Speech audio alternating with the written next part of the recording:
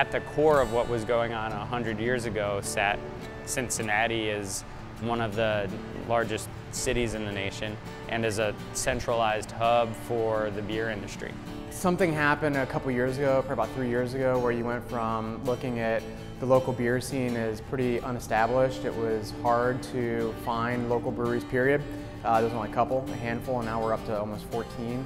It may seem to some people like all of a sudden there's a lot of breweries and there used to be none, so it must be saturated.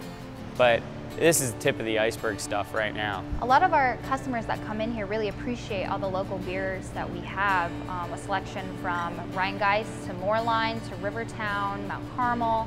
Christian Moorline is the oldest brewery in Cincinnati that still has a name of still brewing. It's been an interesting experience with growth to see where we are going now. Coming as a traditional German brewery with lagers being the forefront center of what our brewing culture has been, to now looking at new experimental styles. I feel really in a fortunate position to be able to be one of the foremost producers of lagers in the area, and at the same time we can also have in our back pocket be able to do really creative styles and still be able to consider ourselves a traditional lager brewery at the same time.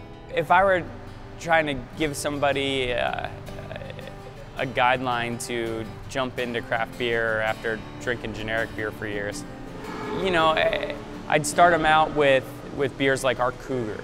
It's a blonde ale, it's light, it's meant to be sessionable, and I think each of our local breweries has that sort of equivalent, that sort of gateway drug into craft beer. So I think introduction is a process that should be done over food with friends in a non-pretentious setting, and to grow that way. The beer culture that we have in Cincinnati has really given us a place to come together and celebrate the establishments that brew the beer and sell it, along with the places that allow us to enjoy it.